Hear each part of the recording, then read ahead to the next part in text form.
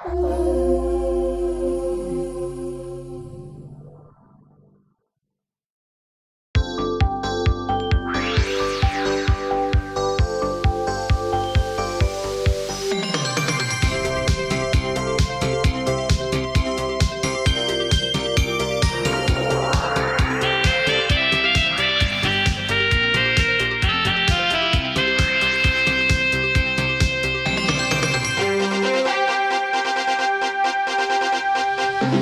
there, wake up. It's Means Morning News. Just after 11 a.m. on the East Coast, I'm Sam Sachs, the news whale, and I'm about to shoot headlines out of my blowhole. Sorry for that one.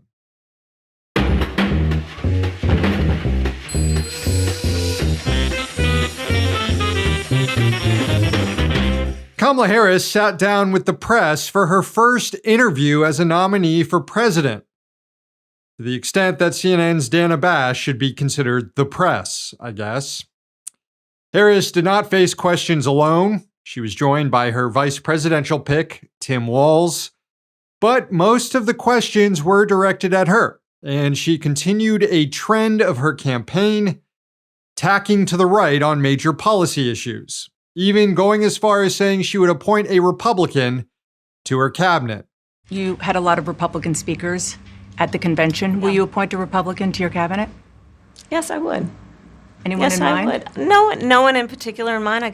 We got 68 days to go with this election, so I'm not putting the cart before the horse, but I would. I think it's really important. I have spent my career inviting diversity of opinion. I think it's important to have people at the table when some of the most important decisions are being made that have different views, different experiences. And I think it would be to the benefit of the American public to have a member of my cabinet who was a Republican. You know, Democrats always get mad at the left for not falling in line and accuse us of helping Republicans gain power, and then they turn around and promise to hand Republicans power. Happens every time. But a Republican would actually fit well in her administration, given that she's selling herself as some sort of tax credit liberal and not even some sort of New Deal Democrat. She's a Clintonian third wayist. Harris laid out an opportunity economy that is not built on expanded social welfare programs or direct support from the government, but instead on tax credits. A tax credit for new parents, a tax credit for first-time home buyers. No mention in the interview about how healthcare is a human right or how college should be free, because Harris doesn't believe in those things. And on climate change, the vice president reversed her prior opposition to fracking and made this case for why banning the practice is actually not necessary at all. In 2019, I believe, at a town hall, you said you were asked, would you commit to implementing a federal ban on fracking on your first day in office? And you said, there's no question I'm in favor of banning fracking. So yes. So it changed in that campaign? What I have seen is that we can grow and we can increase a thriving clean energy economy without banning fracking. The argument laid out here is no different than what Republicans and Joe Manchin have been talking about for years. An all-of-the-above approach to energy that still relies on new fossil fuel extraction projects. It's an approach that directly contradicts climate scientists around the world who are calling for an immediate cessation of new fossil fuel development. And Harris's evidence for this is that the status quo is apparently working, which would seem to suggest that under Biden, and with continued fracking, the U.S. is on track to meet its carbon reduction goals under the Paris Climate Accord. But is that really true? Well, let's check out the Independent Climate Tracker, which is measuring countries' progress toward achieving goals laid out in Paris. Let's see here. The U.S. report card. Overall rating, insufficient. Carbon reduction targets, insufficient. Climate financing, insufficient.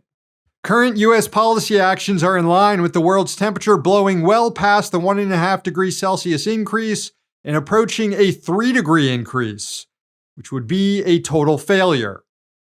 So when the vice president says she supports fracking because the U.S. is currently proving you can frack your way to a clean transition, I simply have no clue what the fuck she's talking about. Harris also continued to project toughness on immigration, ditching her previous support for decriminalizing the border and instead making the case for tougher enforcement and more money for Border Patrol. When you first ran, there was a debate. You raised your hand when asked whether or not the border should be decriminalized. Do you still believe that? I believe there should be consequence. We have laws that have to be followed and enforced that address and deal with people who cross our border illegally, and there should be consequence. And let's be clear, in this race, I'm the only person who has prosecuted transnational criminal organizations who traffic in guns, drugs, and human beings. I'm the only person in this race who actually served a border state as Attorney General to enforce our laws, and I would enforce our laws as president going forward. I recognize the problem. Hard to criticize Trump's plan to deport 15 million people as catastrophic when you're trying to outflank him to the right on immigration. Finally, during the interview, Vice President Harris was again given the opportunity to break from President Biden's horrific and illegal Gaza policy. She was asked if she would condition aid to Israel or withhold weapons transfers in order to force a ceasefire agreement, and she couldn't have been any clearer in her answer. Would you do anything differently? For example, would you withhold some U.S. weapons shipments to Israel? That's what a lot of people on the progressive left want you to do. Let me be very clear. I'm unequivocal and unwavering in my commitment to Israel's defense and its ability to defend itself. And that's not going to change. No change in policy in terms of arms and so forth. No. So that's a commitment to continue the illegal policy of arming a known human rights abuser seeking to eliminate an entire population of people. It's a giant screw you to anti-genocide activists who've been on the streets for 10 months now, to labor unions that have called for an arms embargo on Israel, and to international courts that have deemed what Israel is doing to be war crimes. And it's why Congresswoman Rashida Tlaib responded to Harris's answer by tweeting, quote, "War crimes and genocide will continue." Yep, turns out falling out of a coconut tree wasn't all it's hyped up to be.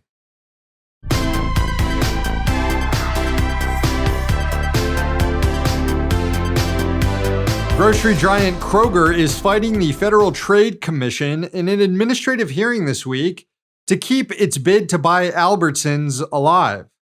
The FTC sued to block the merger, correctly arguing that the consolidation would harm consumers and workers.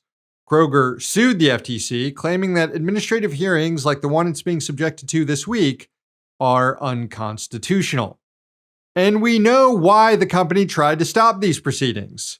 Because in the first few days, Kroger's claims that it will lower prices for customers after the merger were blown up by its repeated history of price gouging customers.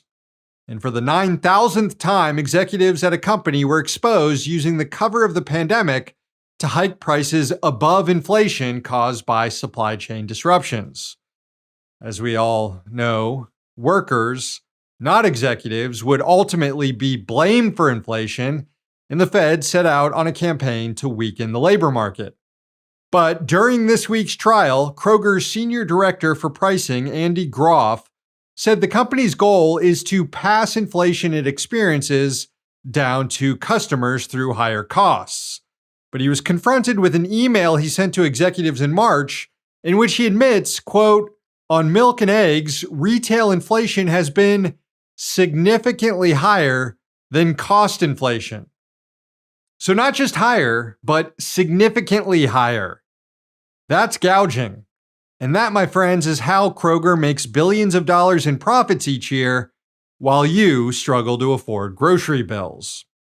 Evidence was also shown in the hearing that revealed how Kroger-owned stores consistently kept prices elevated, even as competitors reduced prices.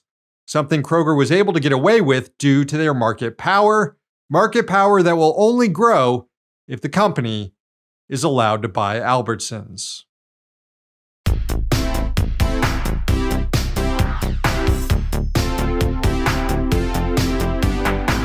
All right, folks, it's Friday. Time to crown a rich dick. For those who haven't noticed, we are now accepting nominations over at the means.tv news message boards. Head over there to submit your nominations moving forward. Trying to get us all weaned off the Nazi Party website, Twitter. We did get one nomination this week from Leather Socialist for Philadelphia Mayor Sherelle Parker for her war on the city's unhoused population and her acquiescence toward building a new 76ers arena in Chinatown that apparently no one wants. Strong case. Thank you for the nomination. Ultimately, though, we went with a politician at the federal level, though. That's right. This week's rich dick is former Congressman Mike Gallagher.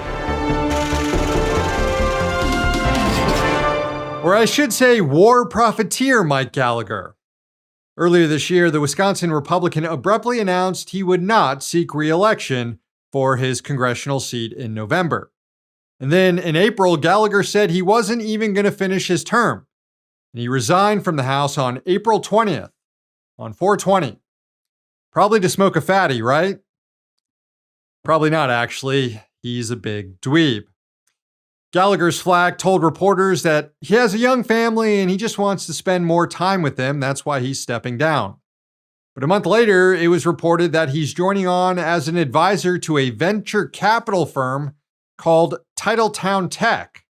And now it appears Gallagher has found his true calling. It was announced this month that he's joining up with war contractor Palantir, running their defense business arm, tasked with securing federal contracts and directing research and development. Obviously, a job that pays much higher than his gig in Congress, but Gallagher gets to do the exact same thing he was doing under the Capitol Dome: agitate for war with China. While in office, Gallagher was the chairman of a special anti-China committee set up by House Republicans. It was officially called the United States House Select Committee on Strategic Competition between the United States and the Chinese Communist Party, which sounds more official and sanitized than the Let's Go to War with China Committee. Gallagher used his gavel to raise tensions with China, declaring the country an existential threat to the U.S. He also made a provocative visit to Taiwan in February. Congressman's persistent saber rattling ended up getting himself sanctioned by the Chinese government. And in Palantir, Gallagher has found an ally in his crusade. Palantir already has a number of defense contracts with the federal government. Heck, it received its early funding directly from the CIA. And it's developing automated warfare technology that it hopes will be relied on in future wars. Here's what Gallagher said in an interview with Defense One about why he took the job at Palantir. Quote, "On the modern battlefield, I believe that militaries that don't harness the power of advanced algorithmic warfare systems are basically unilaterally disarming. It's like an army with only conventional weapons going against an enemy armed with tactical nukes." He went on to say, quote, "Palantir is at the leading edge of deterrence in the 21st century, the era of software-defined warfare, where technological supremacy defines geopolitical survival, and that was a core insight coming out of my work on the Select Committee on China, just how high the stakes are in the technological domain of competition." Gallagher's hawkishness toward China is shared by the man at the top of Palantir, Alex Karp, the CEO, and a prior rich dick on this show. He's a nationalist who often talks up the threats of China, Russia, and Iran. He told the New York Times he believes it is, quote, "very likely that the U.S. would end up in a three-front war against the countries." This is from the Times. Quote, "Karp argues we have to keep going full tilt on autonomous weapon systems because our adversaries will, and they don't have the same moral considerations that we do. As they say, when the only thing you're selling is a hammer." What's scary is guys like Karp actually do have the resources to fulfill their prophecies. And why wouldn't they, if they can profit off them?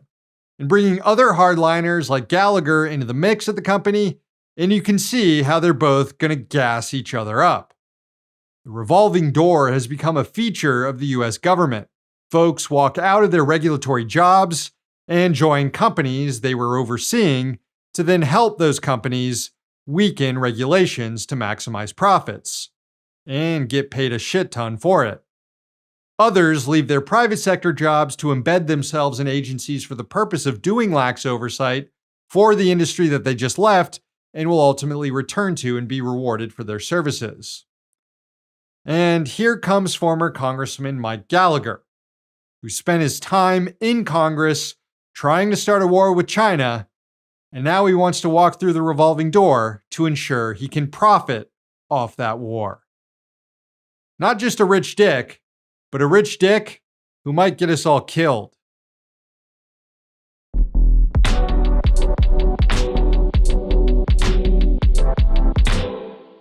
Well, friends, the show ends this morning with a sunrise from Tennessee.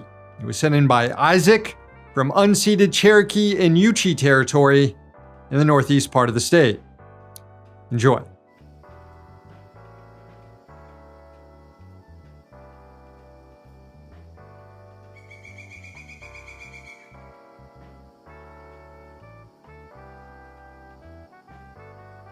Thank you, Isaac. Show's over. Thank you for watching, and thanks to the team behind the scenes. Please sign up for Means TV, subscribe to our YouTube and podcast channels, and follow us on social media. One day, capitalism will fall. Until then, we're going to be right here. See you next week.